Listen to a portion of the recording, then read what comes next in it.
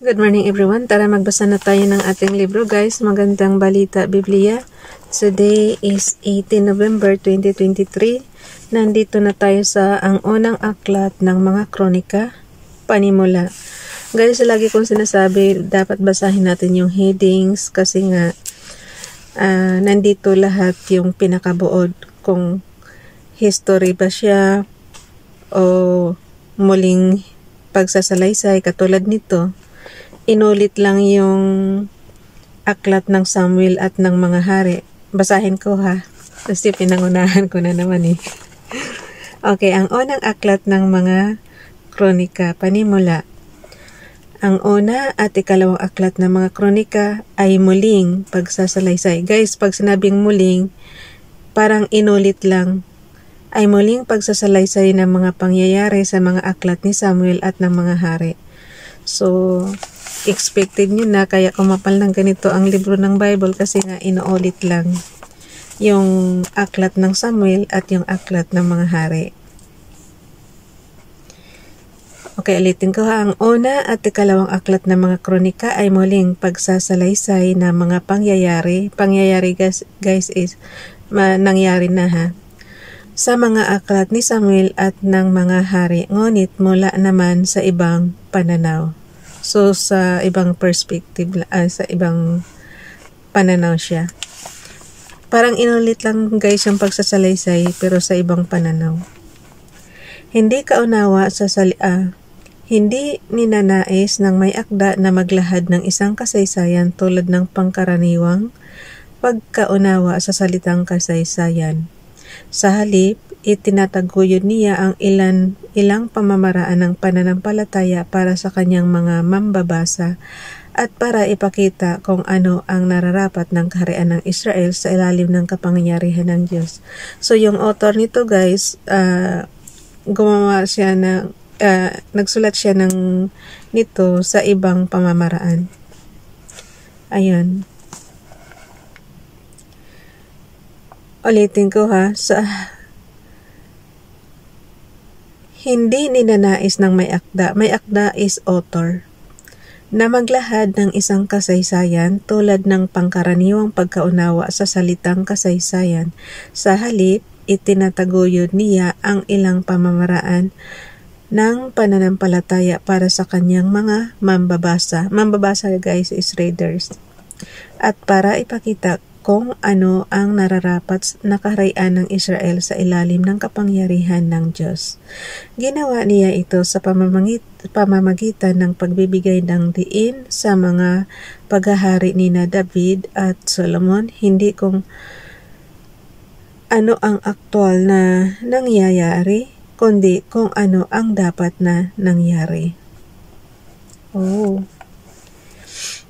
Nais ding ipakita ng may akda na sa kabila ng mga kapahamakang dumating sa mga kaharian ng Israel at ng Juda, patuloy na tinutupad ng Diyos ang kanyang mga pangako at isinasakatuparan ang kanyang panukala sa pamamagitan ng mga nabubuhay pa sa Juda. Bilang batayan ng katiyakang ito, dinakila ng sumulat ang mga nagawa ni David at Solomon, ang mga pagbabagong pinairal ni Jehoshaphat, Ezekias at Josias at ang mga taong nanatiling tapat sa Diyos. Layunin din sa aklat na ito na ilarawan ang pinagmulan ng pagsamba sa Diyos sa templo sa Jerusalem at ang pagkakatalaga sa mga pari at mga Levita na siyang nangasiwa sa pagsamba. Sa aklat na ito, si David ang ipinakikilalang tagapagtayo ng templo at ng ritual nito, bagaman si Solomon ang nanguna upang ito'y maitayo. Kaya nga sabi ko sa inyo guys ang gusto kong bumalik dito sa earth, itong si David. Lagi siya yung sample dito sa sa kung paano siya manampalataya kay Father God. Okay, and si David, si Moses, si Elias, yung propetang Elias, tapos ay sino pa ba?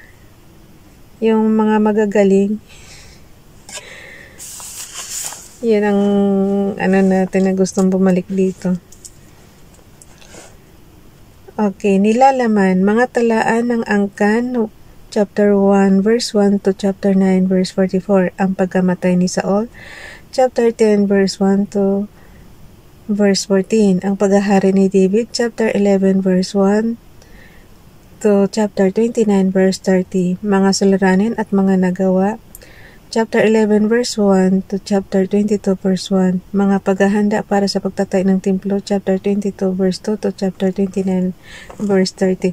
Alam niyo guys, madali na sa atin to intindihin kasi nabasa na natin yung kumbaga sa ano yung naisulat dito, nabasa na natin doon sa nauna nating binasa sa aklat ng Samuel tsaka mga hari. Kita nyo naman guys, ang kapal-kapal ng Bible, kung isipin mo, paano natin paano natin ito matatapos? Kasi pabalik-balik nga lang yung dito, yung nakasulat. Okay. Unang aklat ng mga Kronika, chapter 1, mga talaan ng mga angkang pinagmulan ng Israel. Unang aklat ng mga Kronika, chapter 1, verse 1, si Adan ang ama ni Seth, at si Seth ang ama ni Enos. Verse 2, si Enos ang ama ni Kenan, at si Kenan ang ama ni Mahalel. So, kumbaga guys, yung pinagmulan lang to ng Judah ha. Kaya, hindi nyo napansin kung yung ibang anak ni Adan is hindi binanggit. So, kumbaga ito yung pinagmulan talaga ng angka ni Judah. Nako po. Yung ganyang nagbabibrate kita, yan, yung sapi yan, mayroong hayaan mo yan. Mamaya. Yung isa nga nag-pop up na. Huwag niyo muna ako disturbuhin at nagbabasa muna tayo dito. Okay. Unang aklat ng mga Kronika, chapter 1, verse 1, si Adan ang ama ni Seth, at si Seth ang ama ni Enos. Verse 2, si Enos ang ama ni Kenan.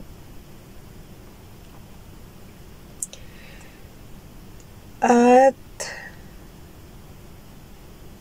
si Kenan ang ama ni Mahalel na ama ni Jared. Verse 3, si Jared ang ama ni Enoch, at anak ni Enoch si Matusalem na ama ni Lamech. Verse 4, si Lamech ang ama ni Noe, at mga anak naman ni Noe sina Shem, Ham, at Japhet. Ito na yung flooding guys. So ang natira sina Noe. So si Noe pala is from from Seth. Kaya 'di ba may anak din sang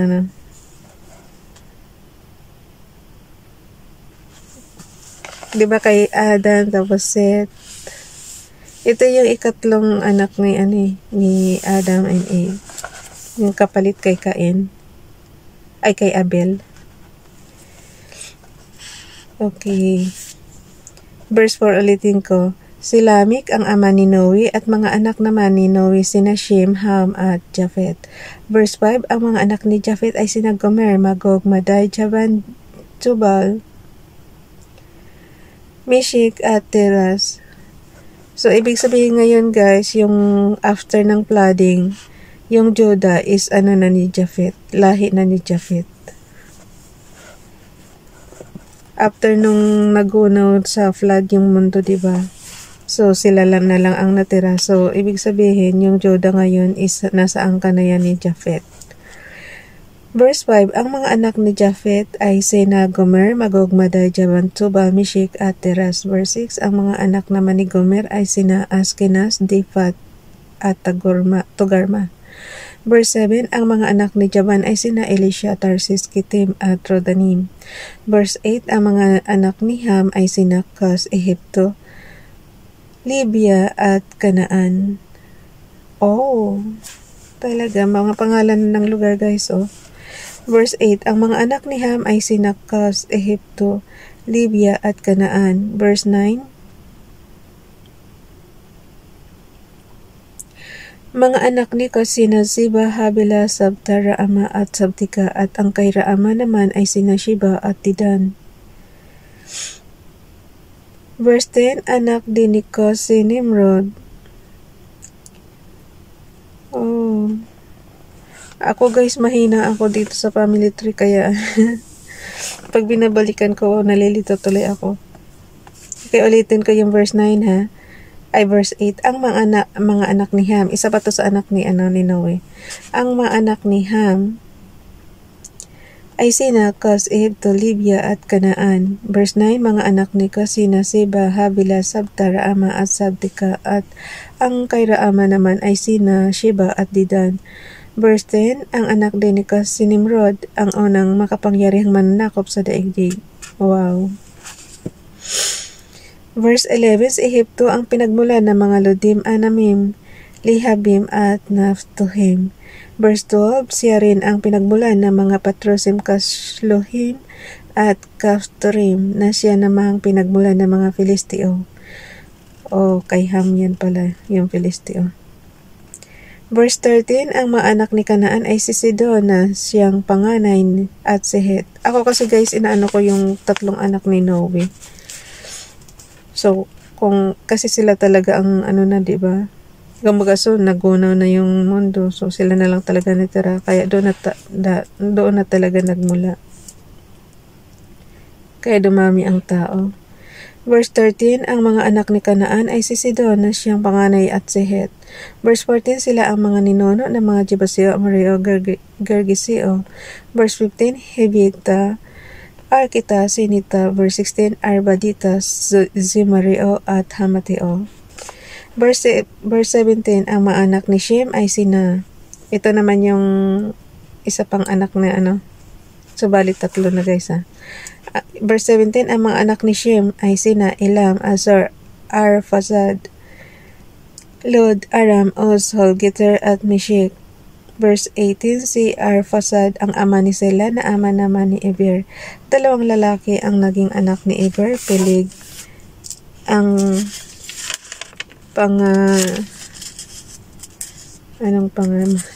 panganay siguro to. Wait lang ha, ang nipis eh. Pangalan pala. Peleg ang pangalan ng isa, sapagkat sa panahon niya nahati ang daigdig, at Joktan naman ang pangalan ng kapatid nito. Verse 20, si Joktan ang ama ng magkakapatid na Almodad, Selef, Hazar, Maviet, Jera. Verse 21, Hadoram, Uzal, Dikla. Verse 22, Ebal, Abimael, Sheba. Verse 23, Ophir, Habila, at Jobab. Verse 24, ganito ang pagkasunod-sunod ng lahi mula kay Shem hanggang kay Abram. O kay Shem. So, ibig sabihin, kay Shem nagmula ang lahi ng ang lahi ng Israel ngayon. Sa anak ni Noe na si Shem, guys. Okay, ganito. Ganito ang pagkasunod-sunod ng lahi mula kay Shem hanggang kay Abram. Shem, Arphazad, Sela. Verse 25, Eber, Peleg, Reo. Verse 26, Serog, Nahor, Tera. Verse 27, at Abram na tinawag ding Abraham. Ang lahi ni Ishmael. Unang Kronika, chapter 1, verse 28. Ang dalawang anak ni Abraham ay sina Isaac at Ishmael. Verse 29, ang mga anak ni Ishmael ay sina Nebayot, Kedar, Adbeel, Mibsam. Verse 30, Misma, Doma, Sahadad, Tema. Verse 31, Jitor, Nafis at Kedema. Verse 32, ito ang mga anak ni Abraham sa kanyang asawang lingkod na si Keturah, sina Zimran, Joksan. Kasi guys, nung mamatay si Sarai,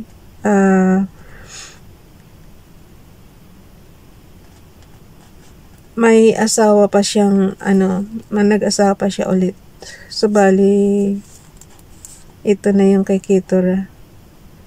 Ito ang mga anak ni Abraham sa kanyang asawang lingkod na si Keturah, sina Zimran, Joksan, Medan, Midjan, Isbak at Suwa. Ang mga anak ni Joksan ay sina Sheba at Didan. Verse 33, mga anak ni Midjan, sina Efa, Efer, Hanok, Abida at Elda. Ba't hindi binanggit yung Ito na yung kay Isaac. Akala ko nakakalimutan yung anak ni Abraham kay Sarai. Ang lahi ni Esau, okay. Unang Kronika, chapter 1, verse 34, ang anak ni Abraham na si Isaac ay may dalawang anak, sina Esau at Jacob.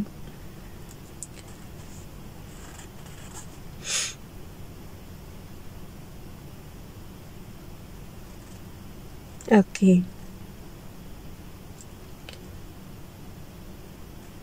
Ang anak ni verse 34, ang anak ni Abraham na si Isaac ay may dalawang anak, sina Esau at Jacob. Verse 35, ang mga anak ni Esau ay sina Eliphaz, Reuel, Jeus, Jalam at Korah.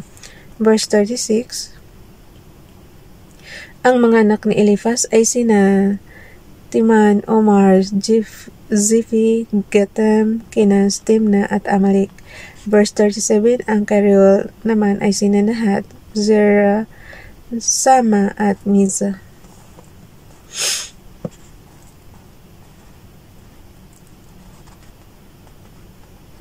Ang lahi ni Seir. Verse 38, ang mga anak ni Seir ay sina Lotan, Sobal. Ba't ganun? Ang inaano lang talaga yung kayo na lang magbasa guys. Hindi ko maano yung family tree. Ang lahi ni Seir. Verse 38, ang mga anak ni Seir ay sina Lotan. Saan ba si Seir?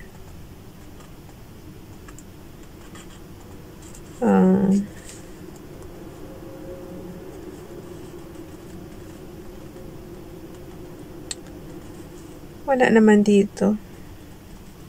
Balikan nyo na lang guys, kasi hindi ko na maano eh. Katulad niya, ang liliit na, tapos inaano pa talaga natin. Pinabalikan pa talaga natin. Kasi ang nakalagay, lahi ni Seir. Verse 38, ang mga anak ni Seir ay sina Lotan, Sobal, Zibion, Ana, Dison, Eser at Disan. Verse 39, ang mga anak ni Lotan ay sina Hori at Humam, si Timna, ang kapatid na babae ni Lotan. Verse 40, mga anak ni Sobal. Kita mo yan guys, pagka ilagay siguro lahat ng pangalan dito sa Bible, baka hindi tayo matatapos. Sa dami. Okay. Verse 39, ang mga anak ni Lotan ay sina Hori at Humam, si Timna, ang kapatid na babae ni Lotan. Verse 40, mga anak ni Sobal, sina Alian, Manahat, Ibal, Sifi at Onam. Ang mga anak ni Zibion ay sina Ayas at Ana. Verse 41, anak ni Ana si Dison. Si Dison naman ang ama ng magkakapatid na Hamram, Isban, Itran at Kiran. Verse 42, mga anak ni Eser sina Bilhan, Zaban at Jakan. Ang kay Disan naman ay sina Hos at Aran, ang mga hari at pinuno ng Edom. Verse 43, ito ang mga naghari sa lupain ng Edom bago nagkaroon ng hari ang mga Israelita. Si Bila na anak ni Beor at ang kanyang lungsod ay Dinhaba. Verse 44, pagkamatay niya, siya ay pinalitan ni Jobab na anak ni Zerah na taga Busra. Verse 45, nang mamatay si Jobab, si Husan na isang Temaniyo ang pumalit sa kanya. Verse 46, namatay si Hosam at ang pumalit sa kanya ay isang taga-Avit. Si Hadad na anak ni Bidad, siya ang tumalo kay Midian sa lupain ng Moab. Verse 47, pagkamatay ni Hadad, pumalit sa kanya bilang hari si Samla na taga Masreka. Verse 48, namatay din si Samla at pinalitan siya ni Saul na taga Rehoboth sa may ilog Euphrates.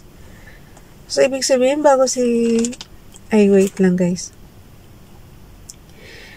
Verse 49, nang mamatay si Saul, pumalit sa kanya bilang hari si Baal-Hanan. So ibang side itong Saul na to. Kasi ang pumalit kay Saul guys, binabasa natin doon sa una is si King David na, diba? So, dito sa Edom ito. So, may kapangalan si Saul. Nang mamatay si Saul, pumalit sa kanya bilang hari si Baal-Hanan na anak ni Akbor. Verse 50, namatay si Baal-Hanan at pumalit sa kanya si Hadad na tagalunsod ng Pai. Si Hadad ang asawa ni Mehetabel Mehetabel na anak ni Matred. Si Matred ay anak na babae ni Mizahab. Verse 51, pagkamatay ni Hadad, ang mga ito ang naging pinuno ng Edom. Timna, Alyan, Jeftet. Verse 52, Aholibama, Ela, Pinon. Verse 53, Kenaz, Timan, Mibsar. Verse 54, Magjel at Aram.